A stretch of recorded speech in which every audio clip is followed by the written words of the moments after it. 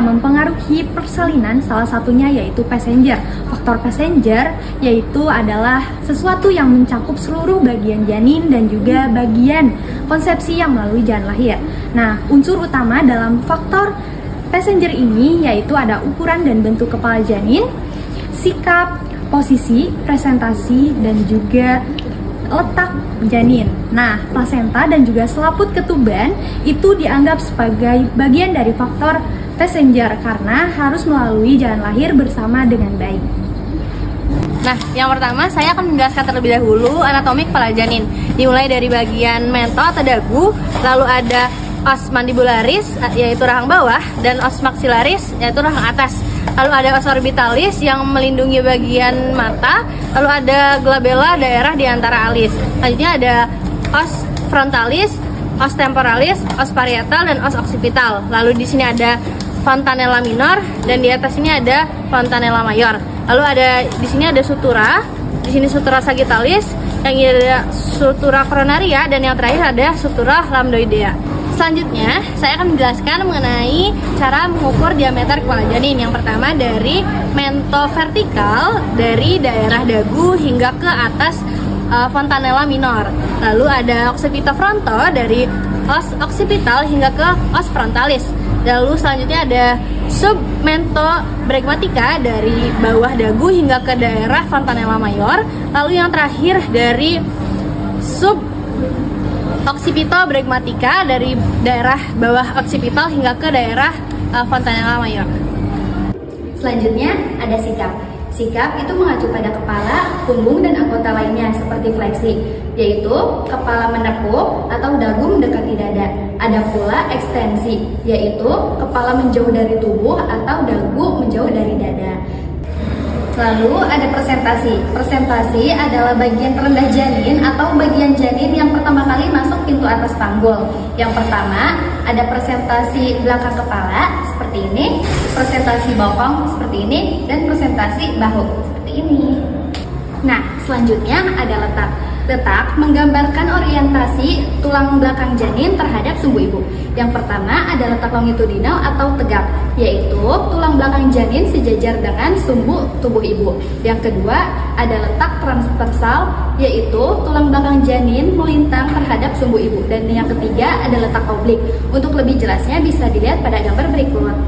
Selanjutnya ada posisi atau kedudukan. Nah, posisi atau kedudukan ini adalah hubungan antara presentasi janin, baik itu oksiput, sinsiput, sakrum, ataupun mentum dengan 4 kuadran panggul ibu, yaitu ada oksipito anterior kanan, oksipito anterior kiri, oksipito transversal kanan, dan juga oksipito anterior kiri. Yang kedua adalah plasenta. Plasenta adalah organ sementara yang terbentuk di dalam rahim selama masa kehamilan. Nah, organ ini berperan dalam menyalurkan nutrisi dan oksigen dari ibu ke janin melalui tali pusat. Faktor plasenta yang mempengaruhi persalinan, itu yang pertama ada plasenta previa, yaitu ketika plasenta menutupi jalan lahir, seperti ini. Yang kedua ada socioplasenta, yaitu ketika plasenta terputus atau terlepas sebelum proses persalinan, seperti ini. Yang ketiga ada retensio plasenta, yaitu ketika plasenta tidak terputus atau tertahan di dalam rahim setelah proses persalinan, seperti ini. Yang keempat ada akreta plasenta, yaitu ketika seluruh plasenta menempel secara tidak normal di miometrium, seperti ini. Selanjutnya itu adalah air ketuban. Air ketuban adalah cairan yang melindungi bagian janin di dalam kandungan. Fungsi air ketuban sendiri adalah untuk menjaga atau menstabilkan suhu tubuh janin serta memungkinkan janin bergerak bebas di dalam kandungan. Permasalahan yang dipengaruhi oleh air ketuban sendiri itu ada 3, ada oligohydramnion, polyhydramnion, dan juga KPD. Nah, oligohydramnion sendiri adalah kondisi di mana air ketuban itu kurang dari 500 ml. Hal ini disebabkan karena ibu tersebut atau janin tersebut ada permasalahan dengan plasentanya. Nah, sedangkan polygohydramnion sendiri adalah kondisi di mana air ketuban itu melebihi 2000 ml. Nah, hal ini disebabkan karena ibu tersebut mengalami diabetes. Selanjutnya itu ada KPD, dari namanya sendiri itu adalah KPD, yaitu ketuban pecah dini. Artinya air selaput ketuban itu pecah sebelum waktunya persalinan. Dan hal ini harus dilakukan rujukan untuk mensejahterakan bayi maupun ibunya. Strategi asuhan kebidanan terkait passenger. Bidan memiliki peranan penting dalam mengantisipasi hambatan yang diakibatkan oleh faktor passenger. Ada beberapa strategi yang dapat dilakukan. Yang pertama yaitu melakukan pemeriksaan leopard untuk mengetahui letak, posisi, dan presentasi janin. Yang kedua yaitu memberikan edukasi posisi ibu untuk membantu memperbaiki posisi janin.